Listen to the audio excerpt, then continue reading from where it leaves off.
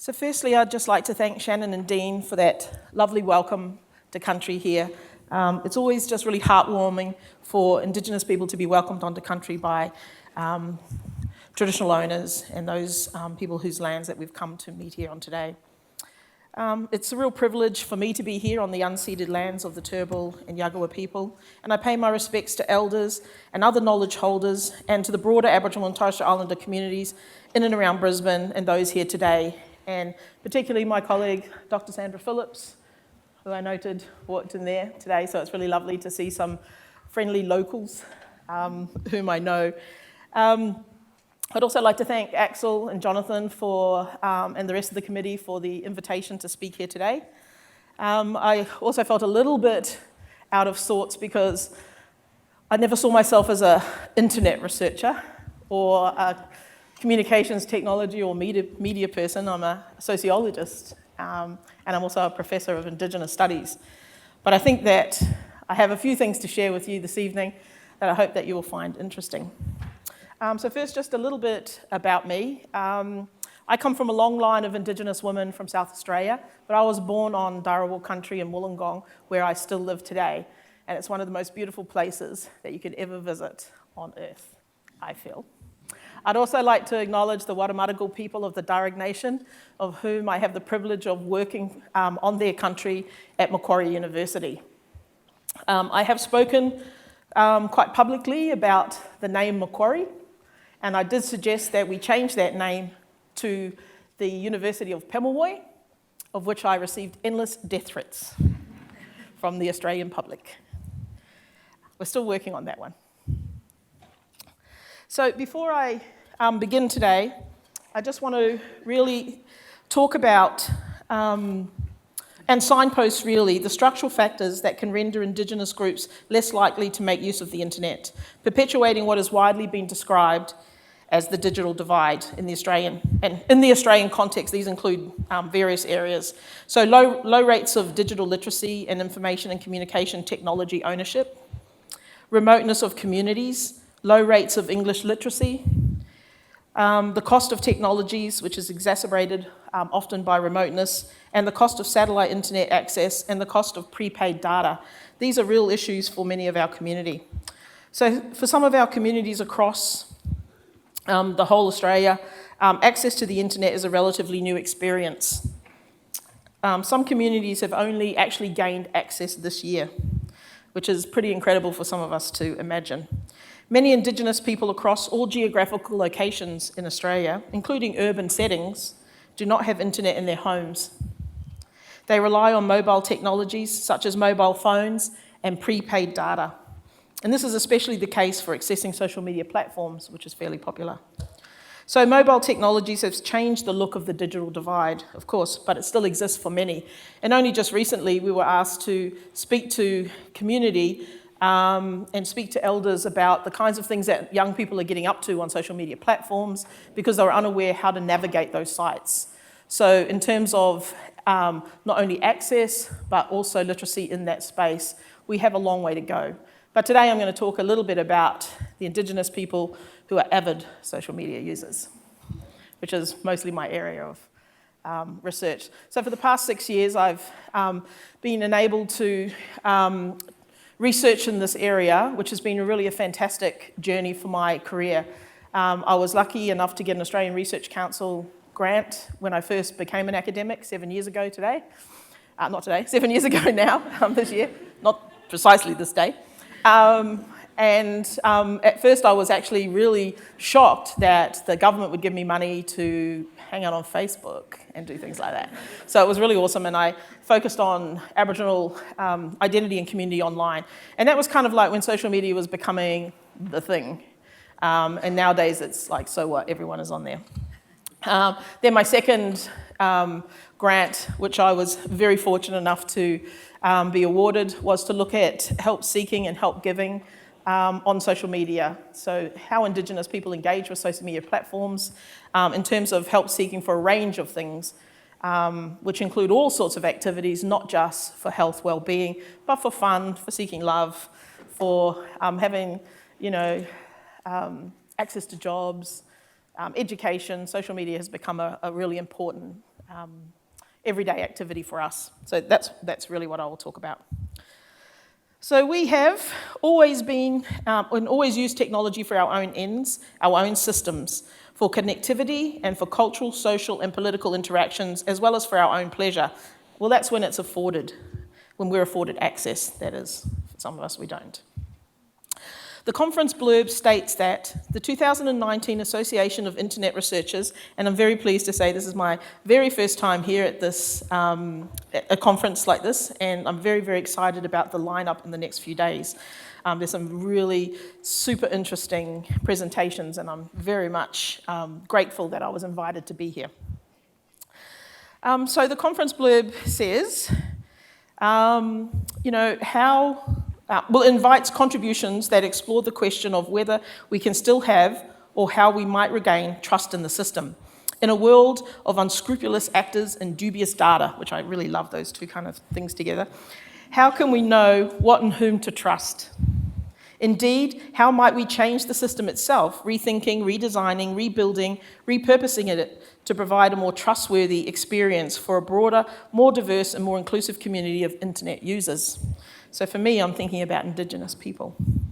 I want to begin this keynote by marking out a few differences or discrepancies in the way in which Indigenous internet users might understand the concept that underscores this conference, trust in the system.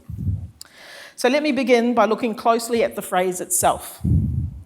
Presumably, we are talking about the World Wide Web, and it seems weird even saying it in those contexts now. It's just on the net or online. It is important at the outset to note that this is a contentious idea for many Indigenous internet users. Trust signifies a term that embodies and disembodies our experiences from over 200 years of colonisation. Trust in any system, online or offline, is a precarious commodity for Indigenous peoples to whom notions of trust are always subject to suspicion, fear, and at best, careful negotiation. Our trust in the system, therefore, speaks much more historically to the concept itself. Whether we trust data, online archives, social interactions, or simply information that is out there about us, we begin tentatively and always with the knowledge that while we are skilled adapters to all forms of introduced technology, many of those technologies have been used to harm us. Research has shown that Indigenous people have always been early adopters of technology. It is perhaps surprising that some of the earliest known, most innovative and most effective use of internet technologies for explicitly political purposes were by Indigenous groups. During the 1990s, the Zapatista Movement, comprised mainly of Indigenous peoples of Mexico, and that was perhaps the first time Indigenous people used internet technologies to engage in overt political activism. The Zapatista declared war on the Mexican government, demanding constitutional right for self-determination, and they actively used internet technologies to communicate their plight to an international audience. Through garnering international support and solidarity, giving their movement a transnational character, they pressured the Mexican government to respond to their cause. And I would say that that is one of the first examples of the internet being used in such a global way. But in more recent times, almost every aspect of everyday life has in some way been shaped, modified, or enhanced by social media technologies. So the advent of these technologies has allowed constant connectedness for ordinary people to share and participate in a variety of settings and mediums that were unavailable to them not so long ago. I grew up in an era where there was no internet. Hard to believe now. The quickness of the public to adopt to these new technologies is astonishing and has been breathtaking in its momentum. The ability to remain digitally connected with each other and the world in general is something that is now the norm. People do not necessarily think about the concept of trust, engaging with these platforms with ever really thinking about it. For many Indigenous people, social media technologies have gradually become a central part of our everyday lives. These forums offer opportunities to connect across vast distances and diverse populations. They provide a platform to express identity, connect with community, to learn and play and to seek love. Organise political action, find lost friends and family, search for employment, to seek help in times of need, and much, much more. Trust in the system occurs at that moment when we seize technology for our own ends, when we take the system and fashion it to our own needs and desires. Indigenous people have made particular use of social media for agitating for social justice. Information can be distributed, events coordinated, and alliances spontaneously forged across great distances, often outside of the surveillance and control of authorities. Assessing the actual impact of online activism is not a straightforward matter. Any concept of trust in the system demands that we appropriate and begin to infiltrate that system in order to force it to incorporate the views and experiences of Indigenous actors and activists online, again, to make it meet our needs. So in the US, the Sioux people of North Dakota demonstrated effectively against the development of an oil pipeline that would run through their traditional homelands. Social media, particularly Facebook and Twitter, were being deployed to gather a global audience of allies who opposed the development for both Indigenous justice and climate justice reasons. Members of more than 90 Native American nations converged on Standing Rock to protest against the construction of the Dakota Access Pipeline, saying it would jeopardise their water supply and threaten sacred sites. Protectors were subjected to great disgraceful levels of violence, including water cannons, rubber bullets, and attack dogs, to mention a few, all of which were shared across social media for the world to see. It was shared amongst Indigenous people, and we had a shared recognition with that plight. We had a shared recognition with that trauma.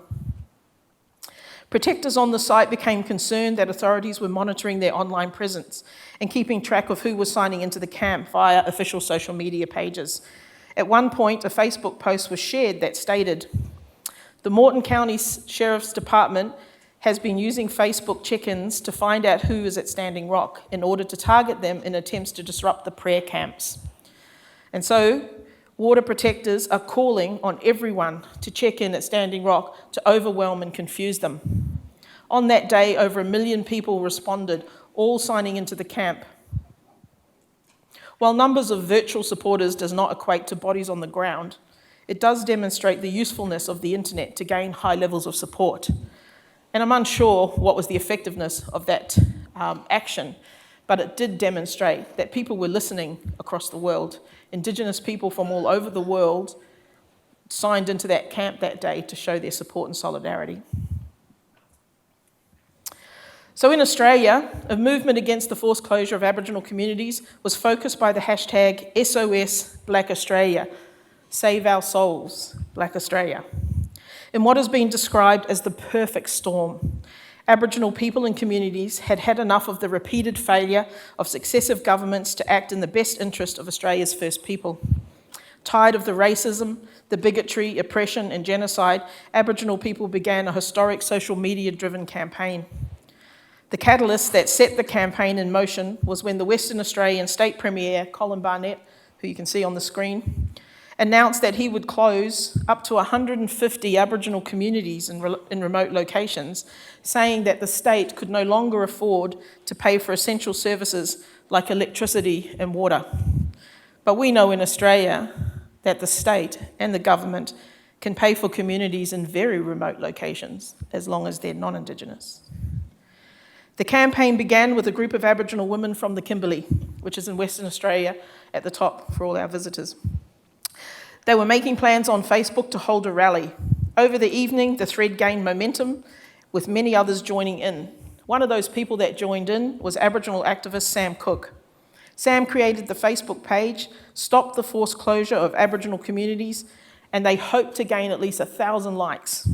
A few hours later, 2,000 people had already liked the page. Over the next 5 days, every state and territory had mobilised with at least 30 rallies and up to 30,000 people or more marching in the streets from remote locations, regional towns, major cities, and the capital of Australia.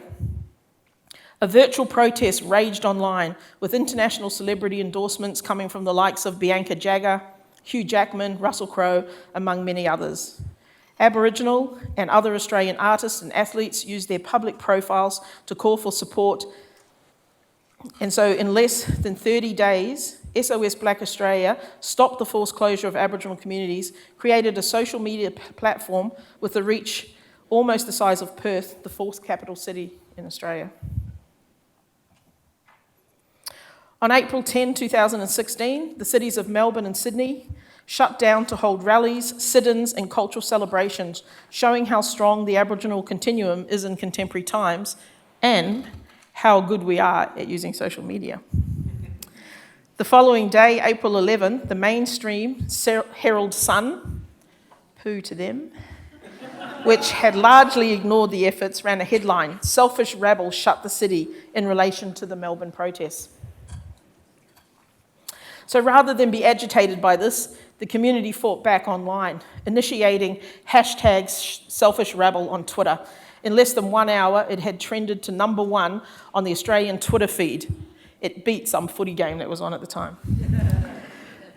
The second global call to action took place on May 1st. The event made important and historical links to the union movement across Australia, which came out in support and publicly stated they will defend the rights of Aboriginal people. International support was phenomenal, with actions involving remote Aboriginal communities alongside towns and major cities in all states and territories, as well as Canada, the US, the UK, Germany, France, Brazil, the Philippines, and Aotearoa, New Zealand. Through effectively using Facebook and Twitter in combination with on-the-street protesting, the movement sustained a global audience, even while traditional forms of media actively sought to ignore or undermine the movement. The conference blurb suggests that researchers find themselves at the intersection of critical studies, technology, culture, and society. For Indigenous researchers and Indigenous internet users generally, the crossroads are a little different. We find ourselves dealing with the intersecting domains of colonial history and technology and the demands of corporeal realities that identify us in relation to place and genealogy, to kinship and to language. We intersect, therefore, at what Torres Strait Islander scholar Martin Nakata calls the cultural interface. That space, both real and symbolic, where we navigate colonial power and the purpose of reclaiming identities and reinforcing our sovereignty. Indigenous people are subject to shifting identities which can threaten to overwhelm. For example, we are expected to prove and explain our indigeneity in a way that other cultural groups are not. Who counts as Aboriginal is a topic that I've written about extensively, and this is no less the case online as offline. In fact, evidence shows that the vitriol levelled towards Indigenous users of all internet forums is often related to issues of identity. And I have to say that some of the slides I'm going to show you, which are tweets or posts, mostly from non-Indigenous people, about us, and some of them are a little distressing. So I apologise for that, but I think it makes the point. So along with questions about authenticity, Indigenous people are also subjected to high levels of racial violence in regard to their identities. Posts that accuse Indigenous people of being related to apes, gorillas, and monkeys is common. This has a lengthy history associated with social Darwinism, where Indigenous people in Australia were often portrayed as being primitive and barely human. And here's some examples of that. This is Greg Inglis. Apart from being a footy player, he's pretty nice to look at. That's my extent of my football knowledge. I watched the game because of that. That's about it, really. But we can see in this post, he was referred to as a gorilla. This is a common accusation towards Indigenous people in this country. It is a huge insult that is dripping with racism. And of course, more people will be more familiar with the Adam Goodes endless saga. Adam Goodes was another footy player of AFL. It's a weird thing. He was called out by a 13-year-old non-Indigenous girl and called an ape. It just led to a media kind of rampage about him as a person. This is a person who won Brownlow medals, was Australian of the Year, and was told that people just don't like him or he was no good as a footy player. I'm afraid you don't win Brownlow medals or become Australian of the Year if you're any of those things. He was also called out by the owner of his club on a radio interview the next day. He was making light of the situation of another Indigenous person being called a monkey or an ape. And the owner of that club then suggested that Adam Goodes, one of his players, try out for a musical, what's that musical called? King Kong. Try out for the musical King Kong. So he referred to his own player as an ape, literally justifying the use of those terms on Indigenous people. And this post here is from Celeste Little, who's an avid social media user. She's a unionist, she's an activist, she's a writer, and often you'll find great posts, and I'm sharing some from Celeste and other public figures this evening. So for those incredibly stupid people still unaware as to whether ape is a racial insult, and she's just referring back to some work that she had written and constantly has to write. So there's been significant focus on the impact of social media on users in recent times. Indeed, platforms themselves have brought about measures to combat the growing cohort of people experiencing negative emotions while using social media.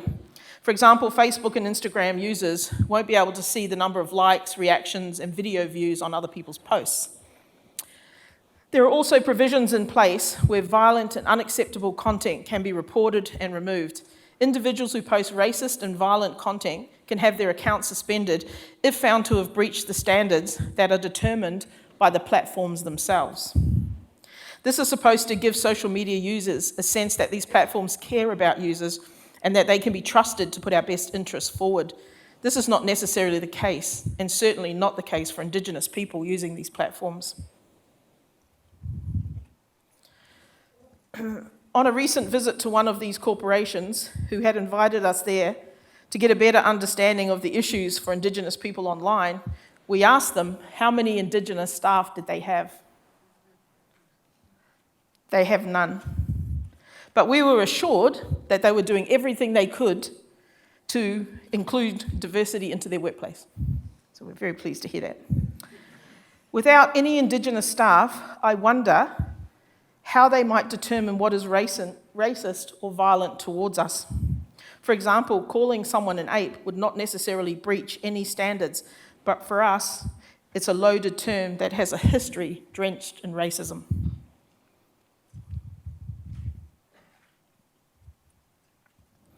Concerns around being online are amplified in the cases of Indigenous people. So this is what you're looking at here is Celeste Little in a presentation that she gave. She actually showed some Indigenous women in ceremony. And so Facebook determined that was a breach of their standards. On the other side is Kim Kardashian, clearly breaching everything. Was not a breach to Facebook standards, but Indigenous women engaged in ceremony that they've been practicing for tens of thousands of years is considered offensive to those viewing. There's always a risk of Indigenous social media users attracting racial abuse. It's a big risk. Or discrimination online. In this vein, there have been concerns around ongoing exposure of traumatic content online that can affect the mental health of Indigenous people, particularly in being exposed to various forms of violence against Indigenous people, such as police brutality and racist stereotyping. And if Indigenous people are avid social media users, and they're online a lot of the time, and they're now connected to the world in a global sense, what might it mean for them viewing other Indigenous people subjected to police brutality, literally dying on their screens and live feed, and watching and listening and seeing racist stereotyping, which they then internalise themselves. Research has also documented the online appropriation of Indigenous cultures, knowledges, and symbols without permission in what can be understood as a form of neo-colonialism. Scholars have also questioned what social media means in terms of ownership of knowledge, particularly when there are cultural protocols around the dissemination of particular Indigenous knowledges. For Indigenous researchers, therefore, the intersecting domains of critical studies, culture and society speak in vastly different modalities. We're often subjected to the omnipresent threat of online and offline violence as real threats to our bodies and our psyches because we are Indigenous. We are subject to the online continuity of racial violence that has and continues to accompany the colonial project. Such violence is often targeted towards Indigenous women. And what you're looking at here, this is a young Indigenous actress, and she made some comments on media saying that she didn't feel safe on Australia Day. Well, we can certainly see why she wouldn't feel safe on any day. And so we can see immediately her identity then becomes the target. Another half-class flog. Are you even Indigenous? You're disgusting. Indigenous women are avid social media users, and they are often at the forefront of community and political activism online. They also utilise social media-driven sites to engage in cultural practices, socialising, dating, and connecting with others. Online, Indigenous women are exposed to racist, traumatic discourse and often experience direct threats of violence, including rape. Online violence is an extension of offline gender and racial relations, which is marked by notably levels of violence and abuse. And we can see, for example, the cases of Miss Dew, Miss Daly, and many, many more Indigenous women who have died at the hands of colonisers. Tolerance towards violence directed at Indigenous women now transcends the offline world via social media. Online violence can take many forms, such as abuse via content, posts, images, memes, stalking and harassment, which can also lead to offline physical violence, and has done. Former Labor Senator and Australia's first female Aboriginal federal parliamentarian, Nova Peris, was harassed by a barrage of racist comments on social media. And we can see here, this person here was eventually taken to court. But he was actually taking target her identity as an Indigenous woman for wearing ochre on her face in the parliament and told to, bugger off and suck a witchetty grub and yams and stop painting your face. And it went on and on. But when that person was found guilty, they said he wasn't actually motivated by racism, but by government policies on illegal immigration, which I'm not sure how that extends to Indigenous people. And of course, Aboriginal welfare payments. Well, she is a politician, or she was a politician, and I'm pretty sure they do get payments, but it's not an Aboriginal welfare payment. Greens MP and Victoria's first female Aboriginal MP, Lydia Thorpe, was threatened with violence on social media in an attempt to silence her on Australia Day debates. She also received multiple posts threatening her with gang rape. Somebody literally broke into her office and left a note saying that she would be gang raped. Activist Tani, known as Williams, has been subject to a barrage of derogatory comments about their physical appearance, their political views, their Aboriginal identity. They've been threatened with physical violence and told to leave Australia. Many Indigenous people live on the edge, online and on social media platforms, continually having to explain and re-explain, forced to reconstruct ourselves, prove ourselves, and invest in emotional labour that is harmful to us and our communities. The idea of trust as a techno-emotion, therefore, doesn't necessarily fit or speak to us in ways that are congruent with our histories. We are always embodied by our histories, online and offline. For us, trust cannot be neatly siphoned off as a techno-emotion. Trust in any system is, for us, remains a historically unrealistic and dangerous emotion that demands our scrutiny, our attention, our agency in discerning what is possible and beneficial for us, and indeed, what is harmful. However, we are not simply passive subjects of colonial power. We are also social agents. As survivors of the continuing colonial enterprise and adapters to all modes of technology, we find trust in the development of our own online techniques and communities, in the exclusive use of certain identified platforms, and in the capacity to research this field of inquiry as an academic pursuit, of which I have the privilege of doing. So one of these sites which is ours, is Indigenous X. It was founded in 2012 by Aboriginal activist Luke Pearson. Indigenous X has over 35,000 followers and has raised awareness of countless issues, and most importantly has provided an online meeting place for thousands of Indigenous Twitter users to tweet to other users nationally and internationally. And you can look up Indigenous X, they've done some remarkable work in addressing racism and discrimination in this country. On Facebook, there are numerous sites established by Aboriginal people to ensure Indigenous voices are present and heard, and these include Warriors of the Aboriginal Resistance. Their focus is on decolonisation, empowerment, sovereignty, and a rejection of the imposition of non-Indigenous people in Indigenous spaces. Some of you might be familiar with their posts, such as travelling to other countries on the Aboriginal passport. If you require one, you can look them up. Blackfella Revolution is another staunch activist site. Their focus, according to their page, is Aboriginal media in Aboriginal hands, community-driven media by Aboriginal people and out to the world. The site operates as a portal to share information, discuss politics, language, culture, and media about Indigenous peoples internationally. The Yawning Circle, which you see on the screen here, is a relatively new Facebook group for Indigenous people only. It currently has 16,000 members. It's only been in existence for a very short time. The site is a safe space where issues that are important to us get raised. And I say safe because I don't think there's any such thing. So issues that are important to us get raised, where fun and laughter are shared. Humour is a wonderful survival technique. Where questions are asked and answered without violence. It is a place where one's identity is not questioned or denigrated. It's a site where, regardless of your phenotypical traits, being Indigenous is celebrated.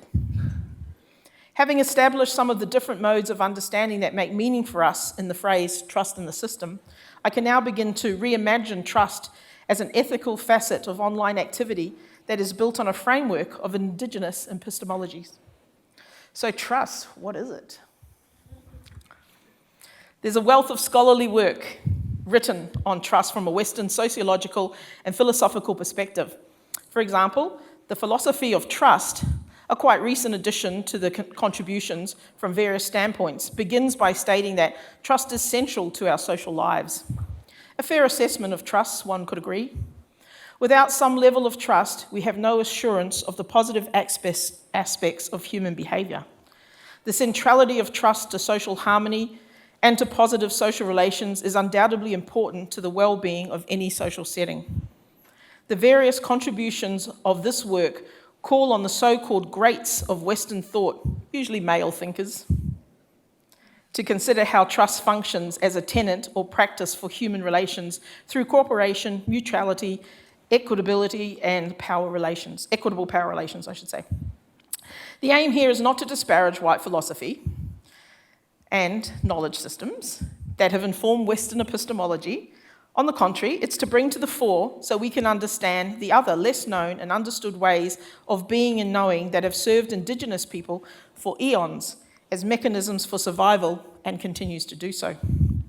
The centrality of trust to harmonious social life in a Western sense is both similar and different to the ways in which this concept operates in pre-colonial societies, as I'll demonstrate. But first, here are some questions raised by the concept of trust that underpins the conference theme. What constitutes trust? Is trust necessarily underscored by equitable relations of power? Are there other more practical applications of trust in both offline and online worlds where social agents can find, at the very least, a modicum of assurance that harm is minimised? Is the end result of mistrust or distrust always implicated by harm? Is trust dependent on time, or can it be constantly established between like-minded people with similar goals and aspirations? Is trust offline different to trust online? These are all pertinent questions that give rise to the idea that the very term trust is nebulous, to say the least. There is a surplus of definitions emanating from various languages that see the term meaning a wide range of attributes, and these include reliance, engendering safety, fidelity, protection, honesty, and benevolence. Some argue that trust is a natural human neurobiological attribute, Other researchers claim that information technology dramatically alters causation in social systems. Trust, of course, is not merely a philosophical concept. It's studied in psychology, economics, and my own disciplinary field of sociology. With these questions and considerations in mind, I trust that you will engage with some ideas regarding questions about this concept that you may not have previously considered that come from my work in online technologies and Indigenous people, and also the knowledge and experience of Indigenous people in colonial contexts. I'll provide some practical examples of how trust plays out in practice for Indigenous users of online services. Also, I'll give a background to the concept of trust, as this has served Indigenous people for tens of thousands of years. We may not have called it trust, but many of the above-mentioned definitions can be incorporated into the knowledge of survival that has accompanied us for eons, into the episteme that has sustained and informed our survival. I begin from the premise that in colonial situations, trust is rarely established in the first instance of contact. I use trust in this context to denote an absence of harm and an agreement regarding the expectation of harmonious relations between colonizer and colonized.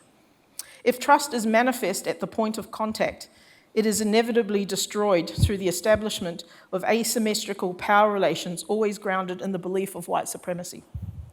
The simple question becomes, how can we trust in a system or institution when our day-to-day reality is grounded in a dominant belief system that sees us as socially and culturally separate or not worthy of reciprocity, mutuality, and the fine philosophical tenets of trusting social relations?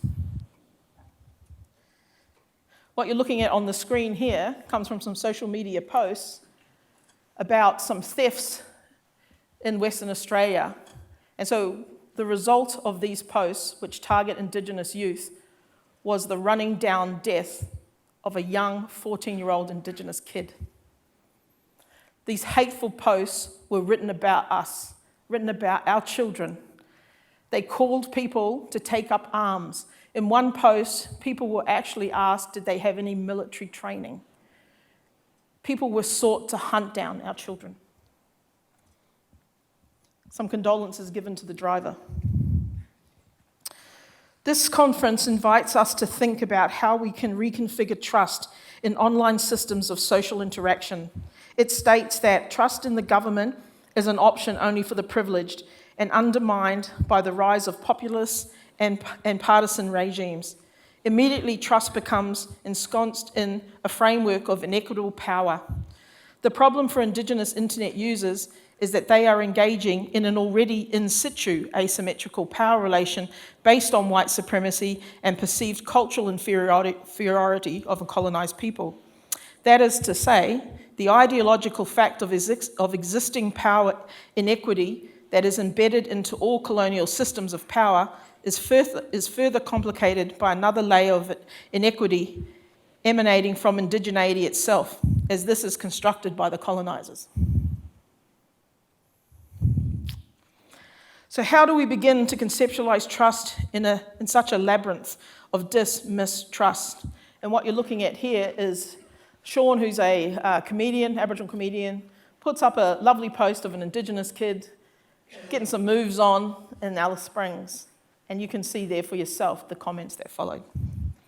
The reality, so how do we begin to conceptualize trust in such a labyrinth of mistrust? The reality is we don't.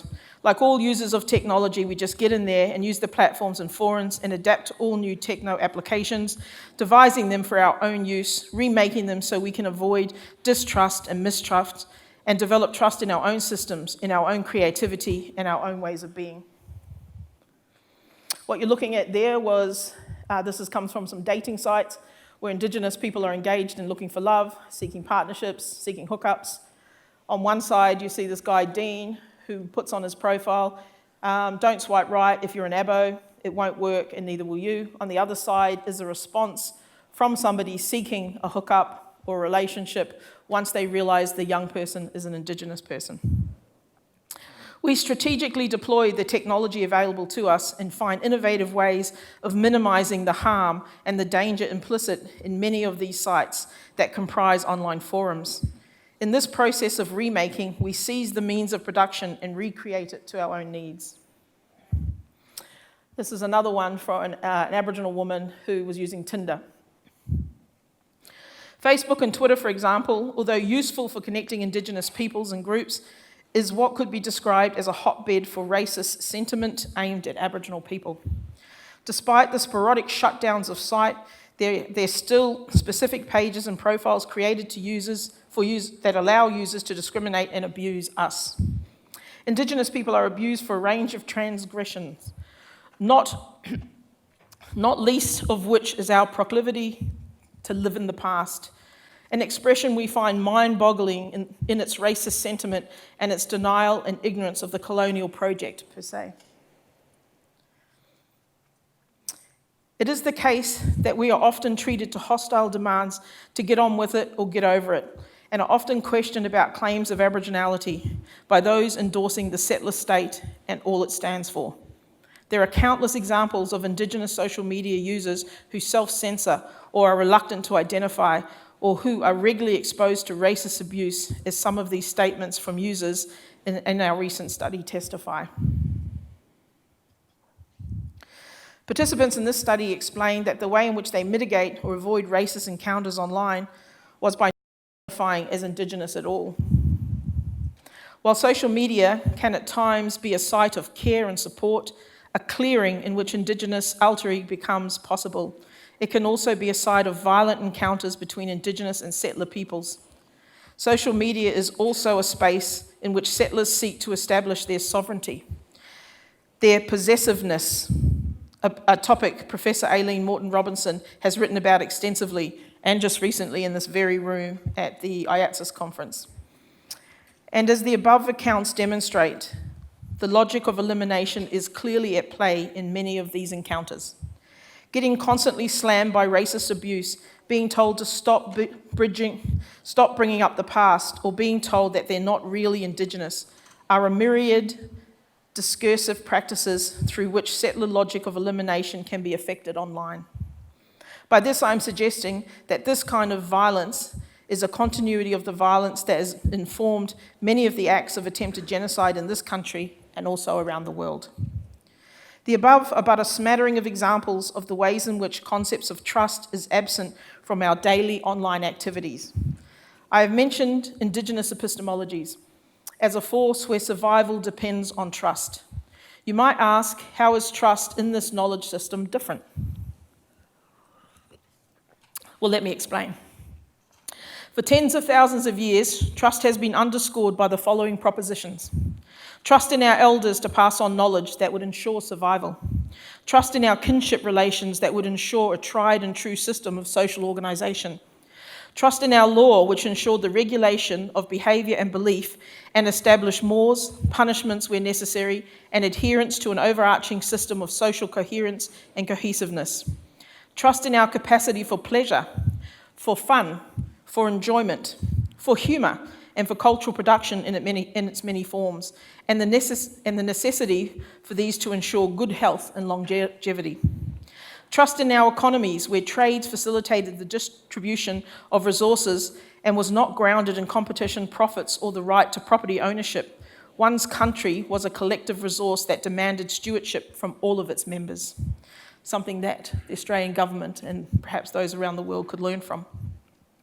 Trust in our scientists who held knowledge from our solar systems, our environment, our oceans, our skies, our medicines, and the treatment of illness, and so forth. Trust in our spirituality, our stories, and our pedagogical practice that provided us spiritual sustenance and well-being. Trust in our gendered system of social relations that was about the strength of women, men, and gender-diverse individuals rather than the inequitable distribution of resources or hierarchy based on male dominance. So trust, according to an Indigenous episteme, is based on tens of thousands of years of knowledge that has promised and delivered our survival despite and through enduringness of colonialism. Trust, according to this knowledge system, is not grounded in competition. It is necessarily based on cooperation, collaboration, the recognition of particular hierarchies that are knowledge-based and are in place to serve us, not necessarily dominate us. This does not imply an absence of conflict. nor does it set up a utopian vision of our humanity where trust is a transcendental signifier. There is evidence of conflict, of difference, of hatred and interclan violence, all of the manner of human frailty. We do not know of all the instances of pre-colonial conflict, but we do know, and we make assumptions, that tens of thousands of years of survival were not without turmoil. And there are indeed clans that did not survive. There were undoubtedly battles, if not wars, among our ancestors. However, the evidence of Indigenous people's survival overall is beyond doubt. Here I am standing here today. Through millennia, and more significantly, through the past 200 plus years of colonial violence and attempted genocide. So trust, as an integral feature of Indigenous people's cultural, intellectual and spiritual knowledge, is unquestionably a survival mechanism that has and continues to serve us well according to our pre-colonial understandings of kinship and subsistence. It is the case, though, that colonisation has wreaked havoc on our social systems and languages and has decimated our people in various ways. Our adaptation to its technological device is shot through with the pain and angst of this violence. In many ways, this is one of the reasons why Indigenous people are so adept at using modern forms of technology. We see in the system the capacity for speaking, for political insurgency, for social activism, for healing, and for reconnection to our pre-colonial networks. Again, I will illustrate this with some recent examples of how we are utilising online publications as a means of self-help. Undoubtedly, it is the case that racism, online and offline, has dire consequences for Indigenous people, for our mental and physical health. Work done by me and my colleague, Dr. Ryan Fraser, has produced a wealth of information supporting Indigenous people's use of social media to alleviate or seek solutions for various forms of ill health that are a direct consequence of various manifestations of hate speech and racist violence. So here I'm going to share with you some examples from the benefits of online health seeking that we wrote about in our latest chapter, The Politics of Distrust in Indigenous Help Seeking. One participant in our research described the support she received as trustworthy.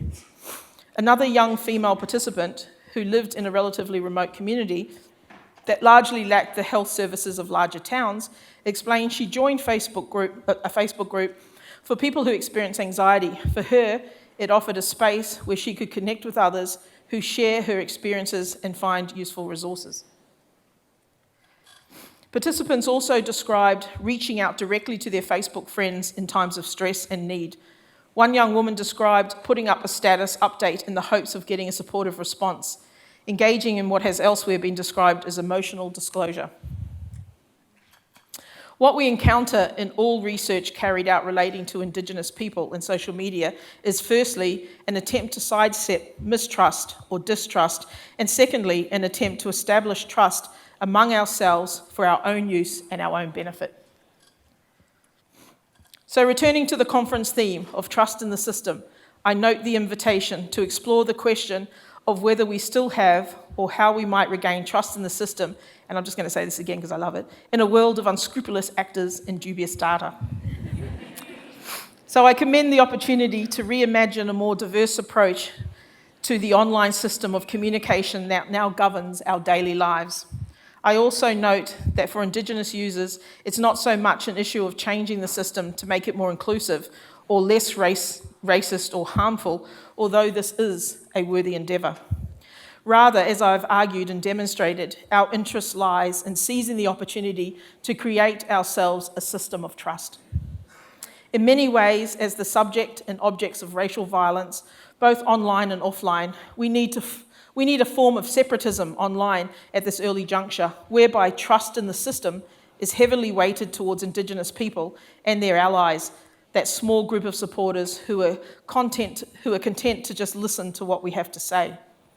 We need to re-establish through our own forums, and we have many now, a space of safety where we can mourn and heal and laugh and love and find comfort in our own concept of trust in the system.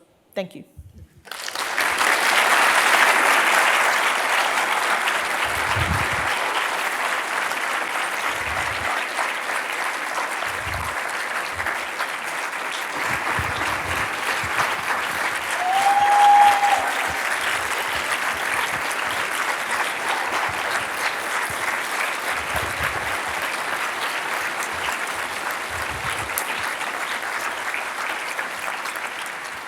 Thank you. I really feel embarrassed by that. Thank you. Thanks so much, Bronwyn. We very much appreciate all the insights there into some of the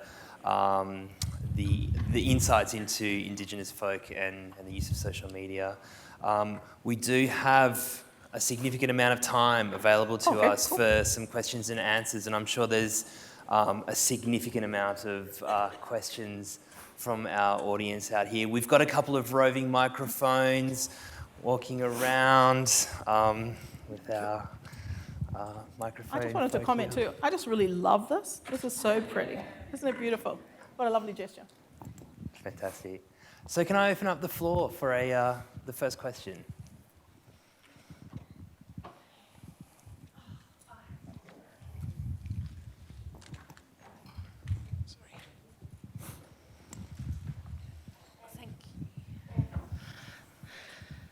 Thank you so much. That was amazing.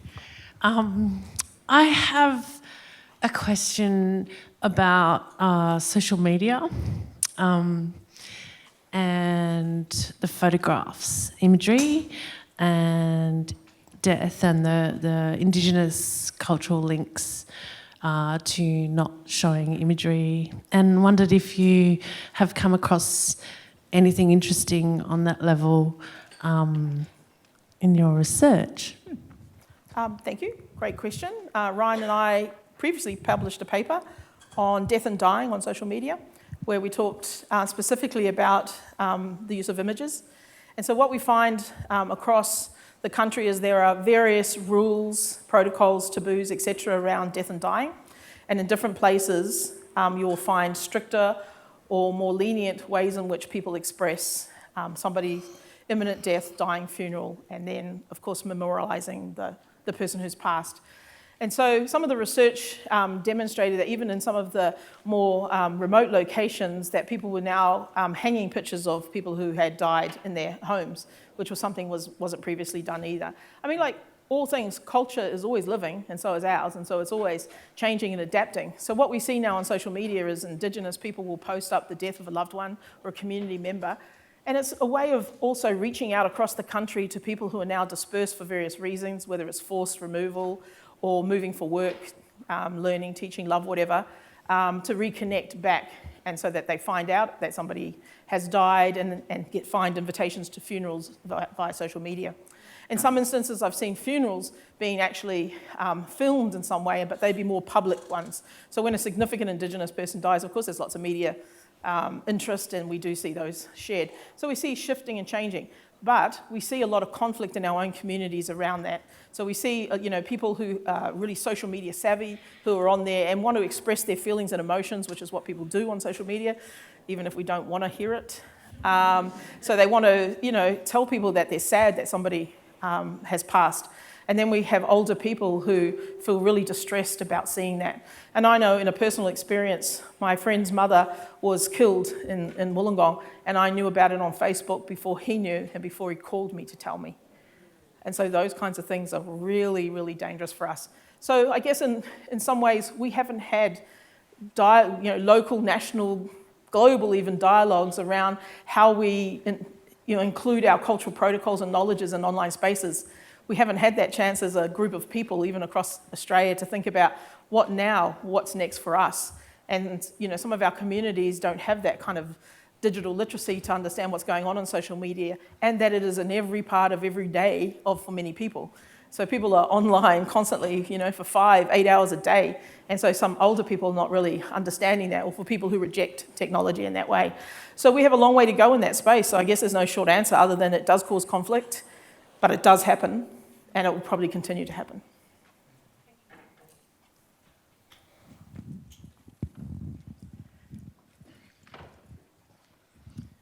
Hello, I wondered if you might speak a little bit around the work around the Yawning circles and whether or not this participatory form of storytelling that is native to or indigenous to your community is being adopted to the way in which networking works across social media, if you have any evidence of that.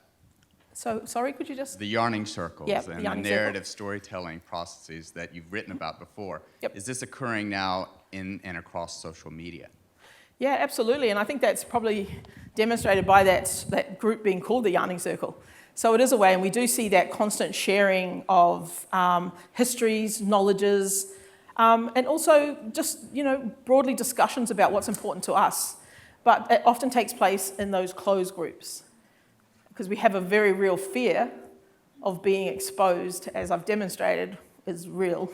Those kind of storytelling and conversation is being shared so that we, let our next generation of future ancestors understand our stories about what we've gone through, what we've been told by our ancestors and elders, and so they have a good understanding of that. But there's also concerns about that kind of stuff being shared. So whilst we, have measures in place to invite people into our closed groups who are Indigenous, there are many people who pretend to be Indigenous online to infiltrate those kind of systems, to then make fun of, to disparage, and to be violent towards Indigenous people. So we do have systems in place where it's somebody knows somebody and we connect in the same way that we do offline, like who's your mob, where you're from, who are you, does anyone know you? So we use those same kind of measures as a security system in online spaces, but definitely the Yawning Circle is, a really interesting way in which for us to share, to maintain our knowledge, to understand and learn.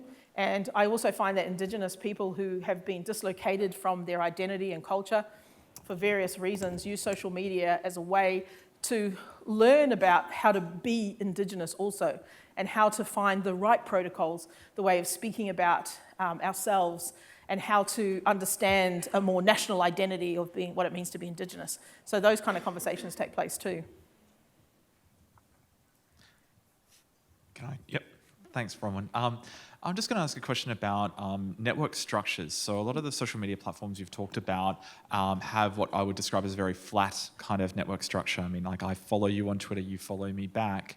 And those structures don't necessarily resemble the complex kind of kinship and other structures that exist within Indigenous cultures, and whether this structural issue about how we even connect online is something that impacts on a lot of what you're talking about here, and how we can redesign even the way in which we actually follow, connect, otherwise, connect to each other within these social media services, and whether that is something that is being rethought and at the moment within specific Indigenous apps and social media spaces at that much more fundamental level.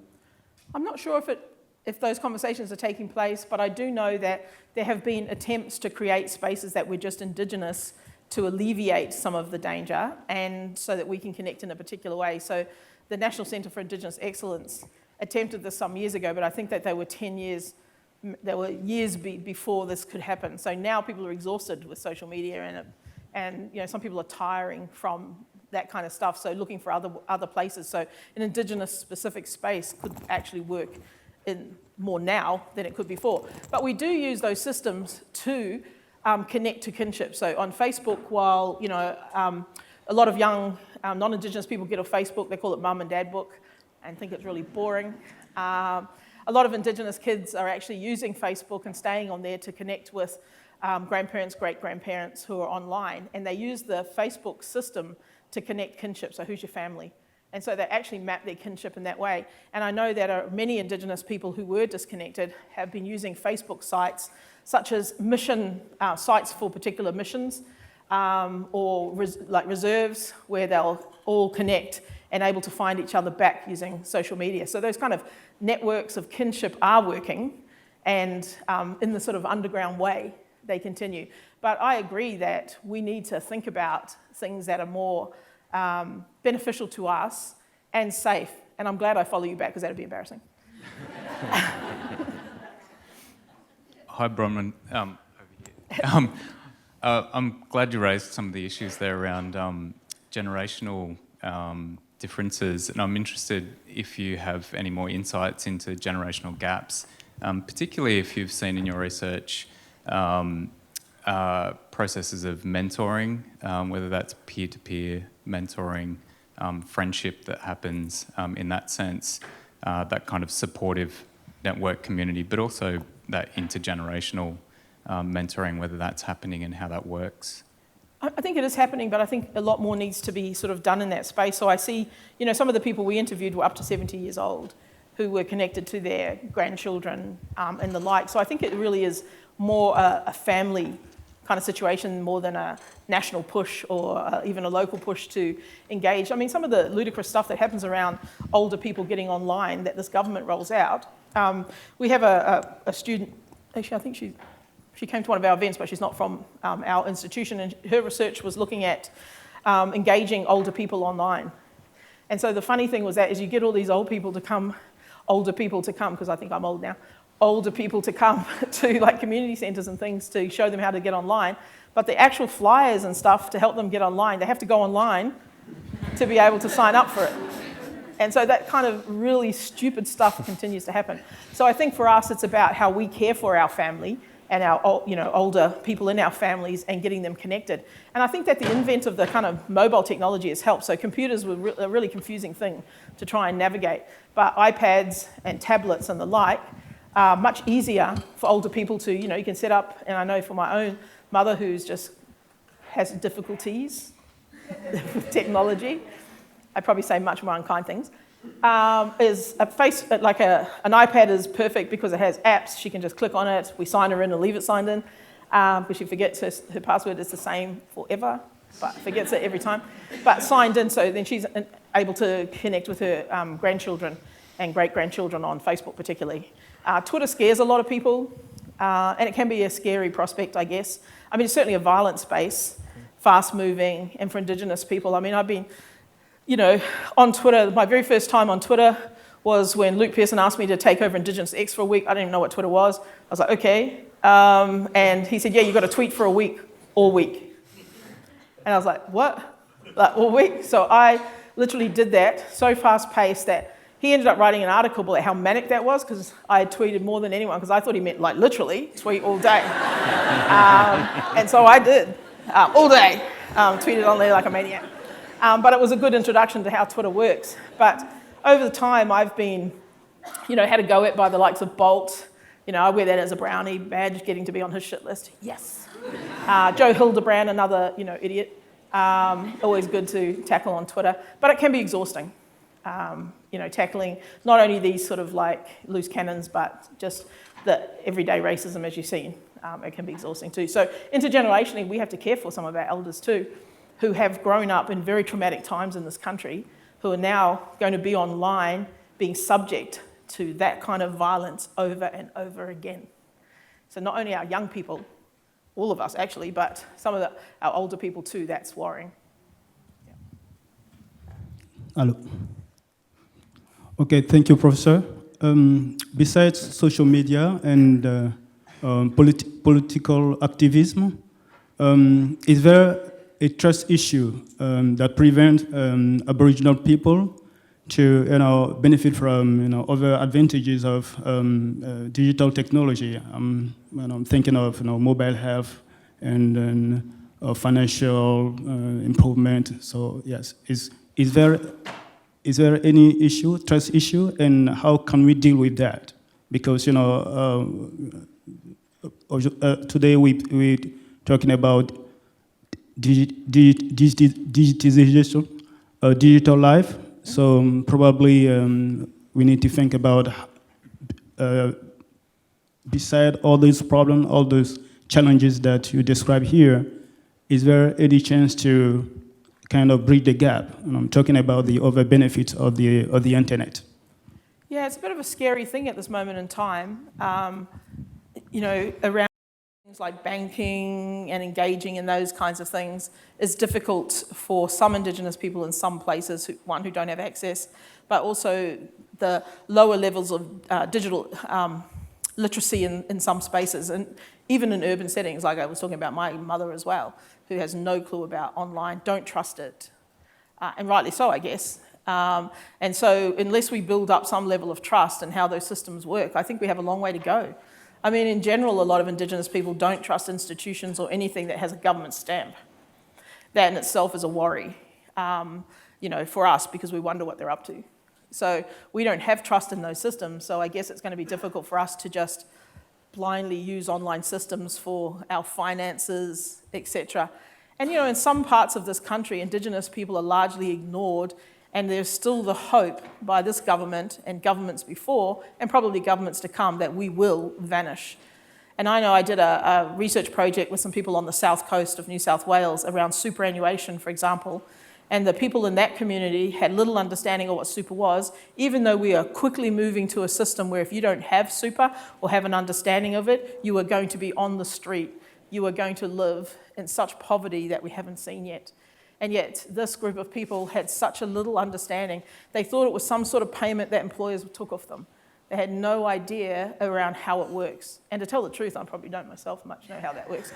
But so for a lot of our community members, a lot of trust has to be built in these systems before we can actually, start using them. And in some more remote communities, mobile technology is really popular. People want to be engaged with the world, want to engage with other people, and they're really avid social media users and stuff. But those apps are also dangerous, and those phones are dangerous because they're shared within the community. And if somebody has logged into a bank app, for example, it's then shared with the community. And so privacy is a major issue for some of our communities. If someone comes to our home and they're bumming our phone and doing all that, you have to be careful about what you're logged into. So those things are still, things that we have to have big discussions about. Hey, thank you very much for the amazing talk. I have a question with regards to research conducted about the community by researchers who are not from the community. So from your perspective, what is the perception about white people studying the community? And what advice would you give people who perhaps are interested in studying this space? I have so many jokes in that space. No, I won't listen. So for the projects that we've been working on, we are largely outsiders in Indigenous communities too, because they're not my community. So we go in with the same kinds of issues and problems that other researchers who are not from those places. So it's about relationality. So it's about building up trust and relationships with the community. So, in the grant that we've just recently written, we've built in a component of that which is about trust building. So go to communities, build up trust in a more authentic way than just calling up someone saying, I'm come do research, I'm going to give you a $50 voucher. As if that's something that's going to be fantastic. I mean, it's really cool, I want the $50. But it's not really where we should be as a starting point. So for non-Indigenous people particularly, it is about building a relationship with community. And, in some communities, that same kind of trust will be leveled at you as it will be at me, because I'm not from there. So there will always be suspicion about what you're up to. And so, and it's really asking yourself, what benefit is this to the community, as opposed to only asking yourself, what harm could it cause? So the benefit question is then, what are you going to do for this community that makes their lives somewhat better if they participate in your research? But it is definitely about trust, and in every Indigenous community I've been to right across this country and other countries, it is always about relationships. If the relationship is not there, you better have a whole lot of money, because otherwise you ain't getting a look in. Nobody wants to be bothered with researchers. It's seriously about relationships. You need to build it with the community, and it has to be authentic. They want to see that you're going to come there and come more than one time, and that you're going to engage in what's happening in community and care. And then sit back and just wait if that's the case. We've been to communities where sorry business is taking place and it's just not happening. Don't ever whinge about it, it's just not happening. And you just wait, and show concern and care about the people that you're actually engaging with. So I think, we take it outside of the realm of what is research and take it to what is a relationship and how can we build some trust here. I think you'll do okay if you do that.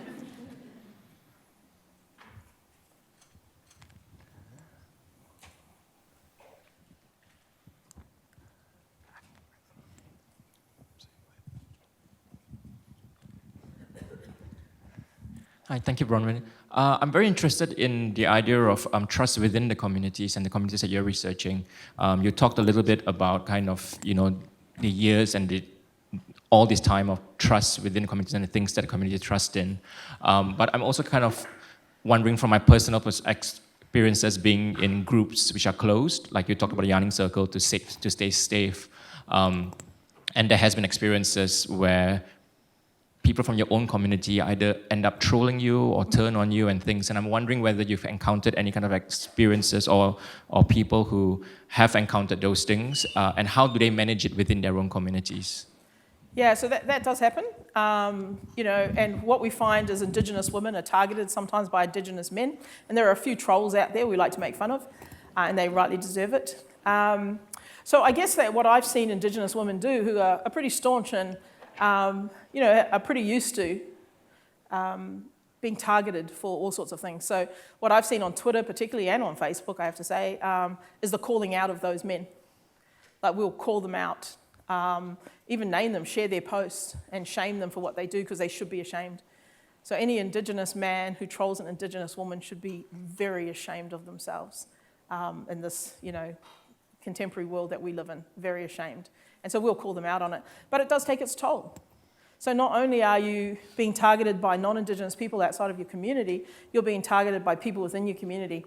And so one of the other things that Indigenous people sometimes suffer is around issues of identity. And there's been lots of conversations on Twitter particularly around what counts or who counts as Indigenous.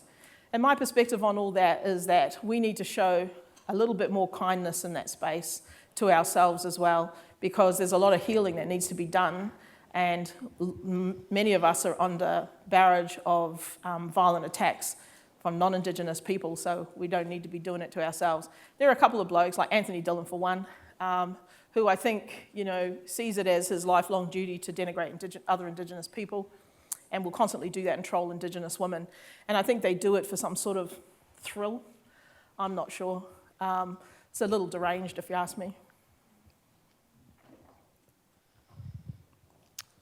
Thank you so much, Professor, for your wonderful keynote.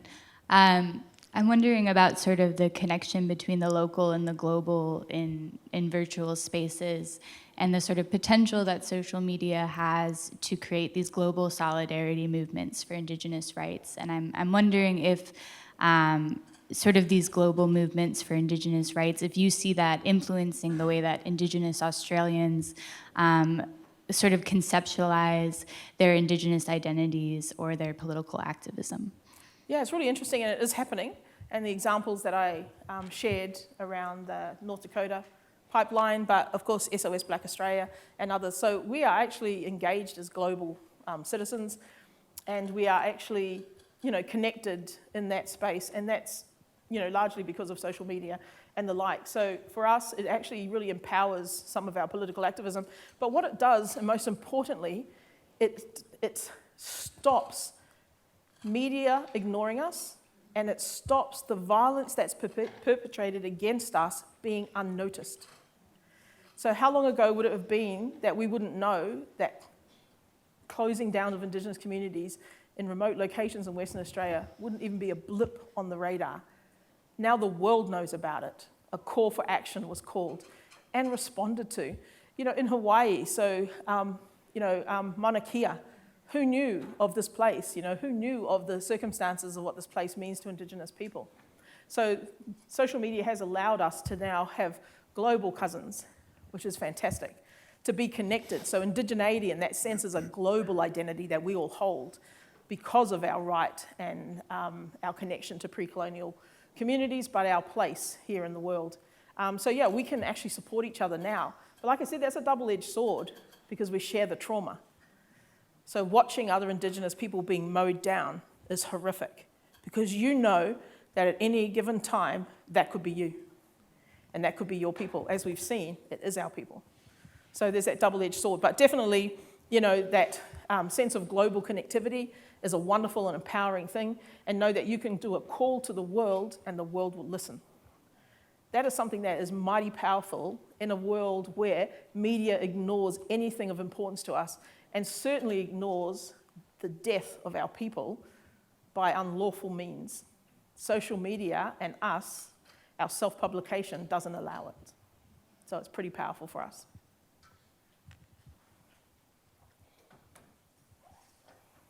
Any more questions? One over there.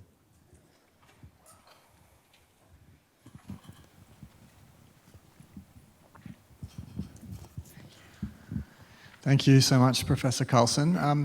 I'm wondering, how do we reconcile the need to call out racism and the kind of examples you showed us tonight with not amplifying that message? And it's such a tricky, I don't know the answer. I'm hoping you can give us some advice on how to do this in a productive way.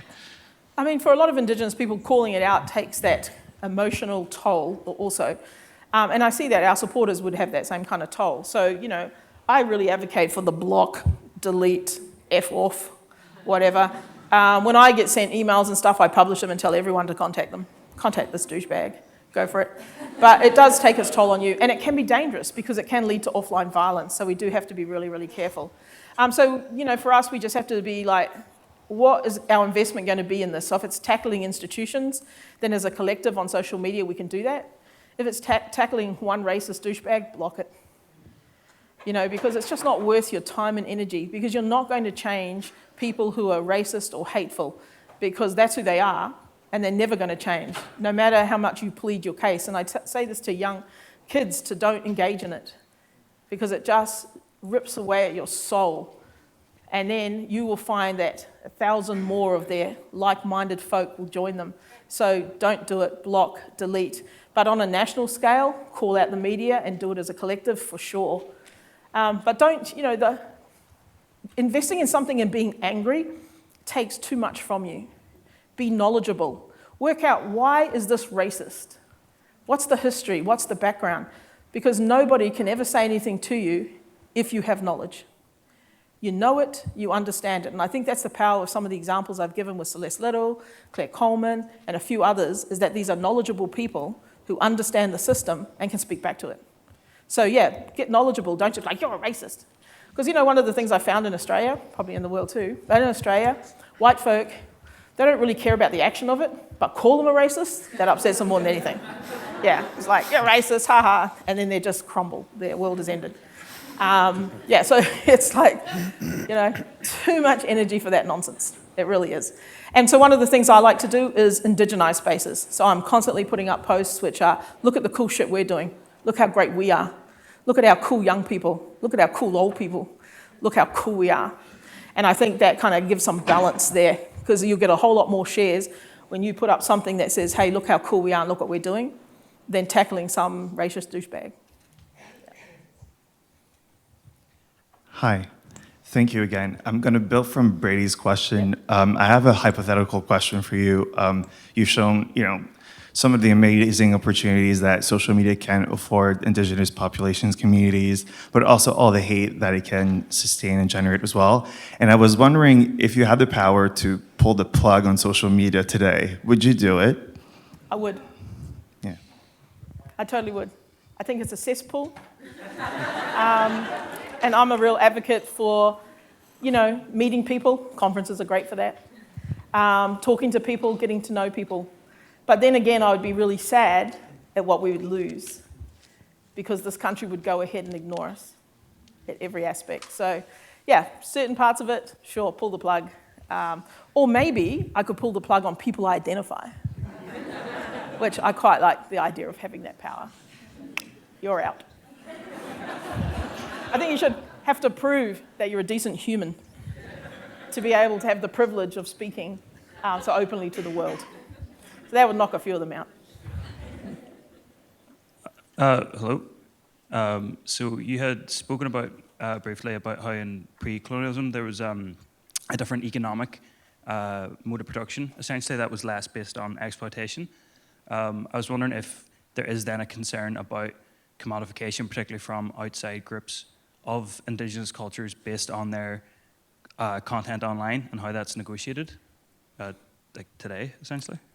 Yeah, look, I think there's real reasons for us to be concerned in that space, and it happens constantly, where stuff is taken and used for great benefit for other people, not us.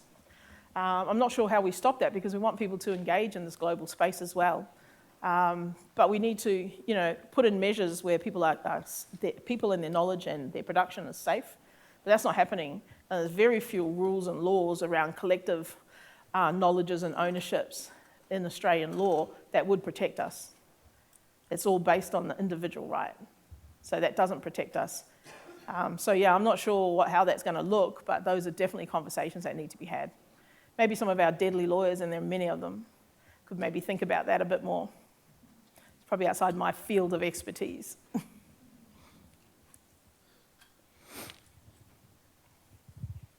Anyone else?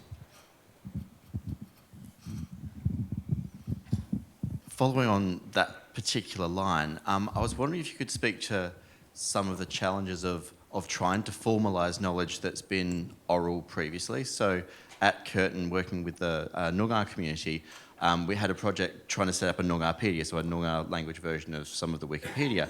And when it was a source that had been written down by someone else and it was in print, that was fine. But when some of the Noongar stories were shared that were only in oral tradition, there was no way to cite them, and the Wikipedia simply couldn't deal with the idea of uncitable oral stories rather than print stories. I wonder how you might negotiate that and make this space more useful. I mean, Indigenous people are really great storytellers. So why not video or audio as opposed to only ever written? That's a way of listening and hearing those words, which is also a wonderful thing. But it's always going to be a bugbearer around language written and how we now talk about our languages into some sort of English format, which often doesn't fit or sit or translate. So that's going to be the issue. So I'm all for audio or video where language is still used and that English people can work out what they're saying, because I think it'll do us all good to hear things in other languages, to have a more diverse approach to the world that we live in. You know, kids do this naturally. So yeah, I think in things like Wikipedia, it doesn't always have to be written. Why not have these kind of places where we hear people speaking, and whether it's contemporary people speaking old knowledges or vice versa, it's still a wonderful thing to hear. And I think it'll hold much more power than just something in writing. Writing isn't the A or B in, and most of your ancestors told stories at some point in time too. It's something that we should all get back to, I think. And listening and hearing, and listening to the nuances in voice and the way in which people express it is so much better than just reading it on a paper. Yeah. Hi. Thank you, Professor Carlson. I've learned a great deal. I wanted to ask a question about, given the relationship to colonization and given the relationship to all sorts of other ideas that some are related to power, but some are related to migration. Is there a micro-community that deals with the notion of migration and refugees in terms of its relationship to the Aboriginal community online? Or is that, or are some, and this is the larger question, are some political issues not really present?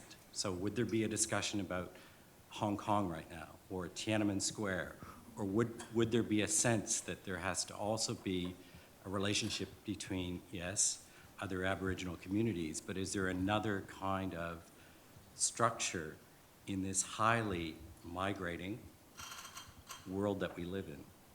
Look, I see lots of conversations on social media around the issues about migration or colonialism or overturning dominant powers and governments.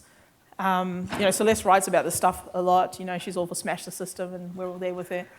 We think that's a great idea, and it's got to work for us all. Look, I think the winds of change are here. We can see that in Hong Kong. We can see that by SOS Black Australia, by North Dakota, by many things where there's an uprising, where people are no longer happy with the status quo.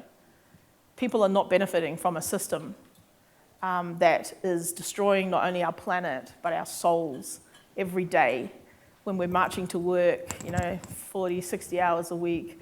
Never, the realization that you're never going to have all the things that people said was the things that you're working for, and that we need to change and think about the world in a different way.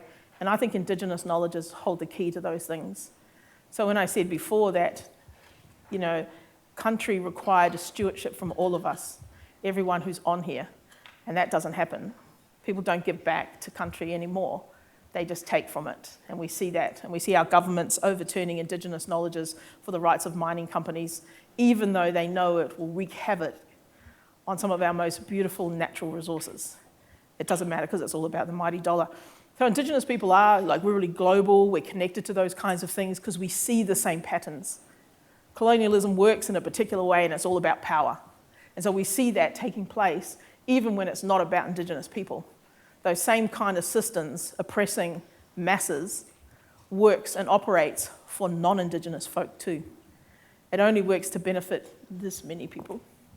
And so the problem, and that's why, look at people who are racist towards Indigenous people online, who are, you know, often don't have wealth or means, and I'm like, colonialism affecting you also, but you're too stupid to see that, and that you would rather follow Trump and ScoMo than to actually think, how are these degenerates stripping me of any value of being alive in this world too? And I think that's what we're seeing in Hong Kong, saying, hey, nah, enough of this nonsense. And we'll see that more and more in the world, I believe. And it's a good thing. There's one up there.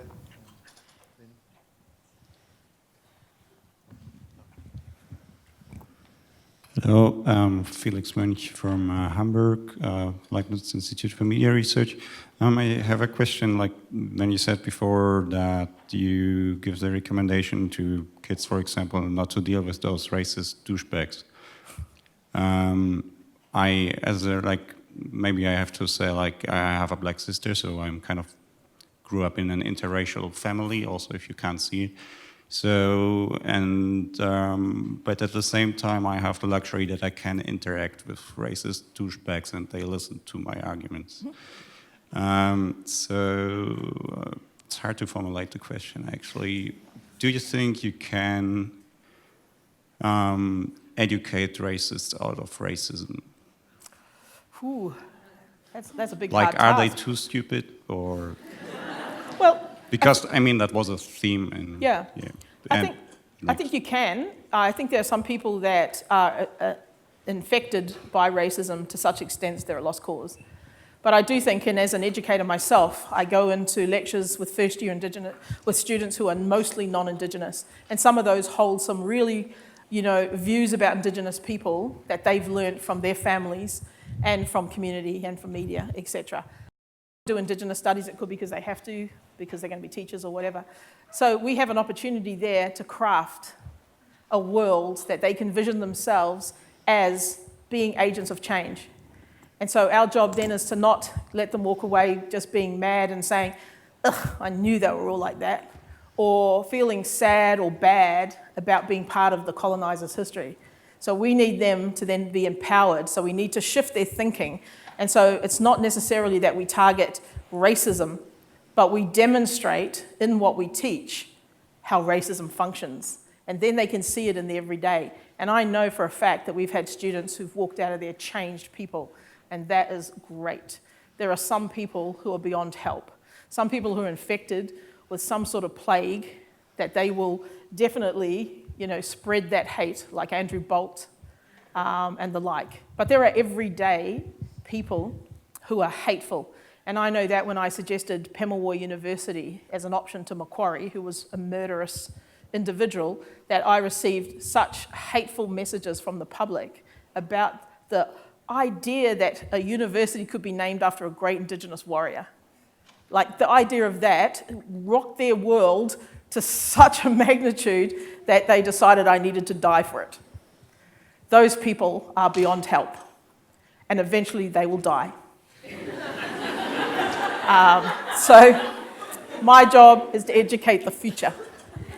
And anyone else who's in that other bracket who wants to come along for the ride, I'm happy to demonstrate wholeheartedly the way in which racism functions in this country. And it is a disease. It's a disease that people can catch without knowing. But the idea is you become reflective and knowledgeable, and that you can spy it and see it. And so when you go to say something, you stop and think, hang on a minute. How would I like that to be said to my sister? So change can happen. Some people are beyond help. Hi there. Thank you for a wonderful talk. I really learned a lot. I am thinking a bit about what you discussed on self-censorship. And would you tell us a little bit more about the implications of that happening to an Indigenous person when they have to make that choice? Like, what are the spiritual and psychological implications of that? And they can be really harsh on people. So we, have been raised in a country where the government has targeted us to erase our Indigenous identity. So that was the whole purpose of it. So over the history, we've had, laws and policy put in place to be able to rid us of any suggestion that we might be Indigenous people. So the fact that we are still identifying today took a long, hard fight. And so for some people, it's about reclaiming that because their families, for whatever reasons, to survive or being removed, whatever, for whatever reasons, were unable to. So the fact that people are now identifying openly is a real act of survival. It's a real political statement. So it saddens me to think that online you have to, or you might be forced to, or think you have to, then not identify as an Indigenous person for fear of those same things being perpetrated in an online space. So for me, it's, you know, for people, it takes away something from who you are.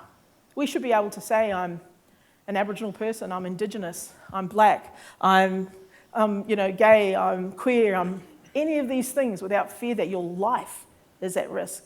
I mean, it's hard to imagine that you would identify as an Indigenous person only to be confronted with the fact you lose your life for that statement, because that's a real, true fact that can happen, or that you would be subjected to such vile hatred for existing that it would, erase part of your soul. So for me, I think it's sad that Indigenous people feel that they would not identify openly and proudly because of that. And that's a testament to how ugly and nasty this world is. I think it's sad. Thanks, Bronwyn. That was an awesome talk. And I just had a question about, within the Academy, deeper appreciation or pushing at the boundaries in terms of Indigenous epistemologies and ontologies that you mentioned, and trust in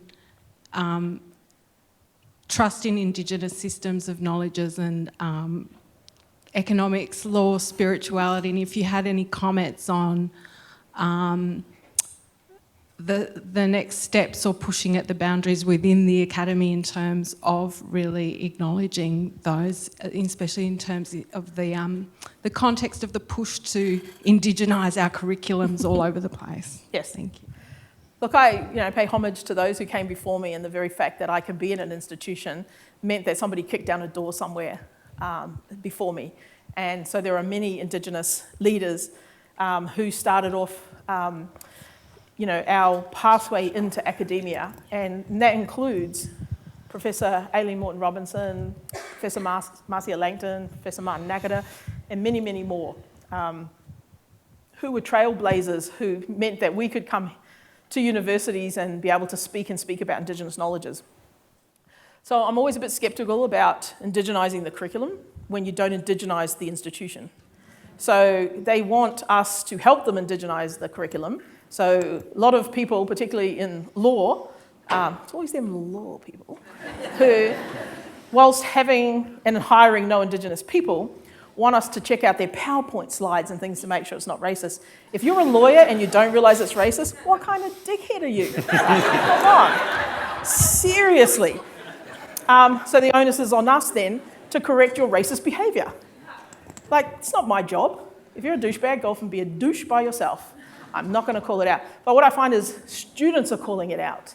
And we saw recently an example from Griffith University where a student called out what they believed to be highly problematic content over social media, which was a bit scary if you're a lecturer thinking about it, what people are tweeting and saying and putting up about you online. But sometimes we need to have that. So for me, indigenising curriculum is a dangerous code for saying we're not going to hire any Indigenous scholars. Because when I looked around at the departments who were interested in doing that in my own institution, there were no Indigenous staff. And so at Macquarie University, there is one Indigenous professor, which is me.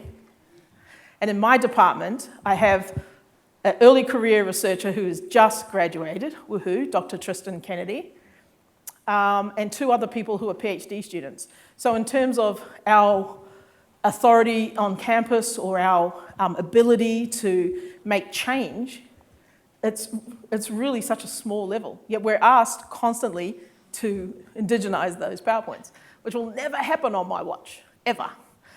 So for me, it's about ensuring that Indigenous studies is centre and prominent, and that everyone knows about us, and I can tell you at Macquarie they do.